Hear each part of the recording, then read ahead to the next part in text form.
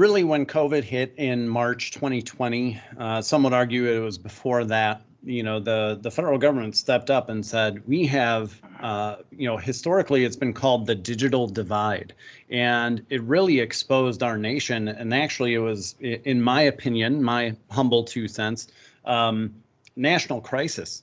You have shelter in place orders from the government where kids need to do their e-learning from home. You have people that are trying to conduct business and do, keep the economy moving. And there's a lot of people in the world that are unserved and underserved, specifically in the United States we're talking about today.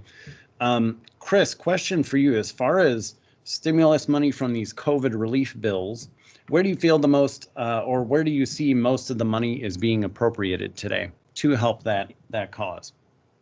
Yeah, no, it's a great question, and I think it really, if you look at it from a holistic perspective, there's a lot of things in these stimulus packages that are for individuals in terms of getting support when it comes to unemployment and so forth. When it comes to these projects and to the public sector, though, you're really looking at a big bunch of funds going to state and local governments, in particular, to deal with this. Not only special money for the public health component side of it, but the overall response in terms of how folks have had these unexpected costs when it comes to PPE, remote work from home, and all these new problems, if you will, that folks are dealing with really at a major scale. So you have a lot of funding going to state and local government. We saw $150 billion for the coronavirus relief fund back with the CARES Act, which is the original stimulus legislation that was signed in March of last year. We just saw another $350 billion pumped into coronavirus state and local fiscal recovery funds that will help some of these state and local governments overcome some of the issues they're having here with lost revenue from this pandemic. All phases of the stimulus packages have had funds for K through 12 and institutions of higher education as well.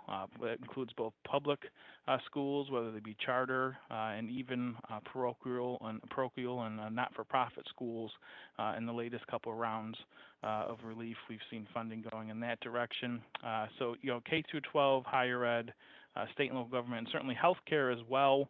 Between all the different stimulus packages, there's $186.5 billion put into an HHS provider relief fund to help healthcare providers across the public sector, not-for-profit, and even for-profit healthcare providers overcome sort of this surge in terms of telemedicine, remote work from home, clinicians trying to be able to join their network and see patients or do activities from a variety of settings other than their traditional office.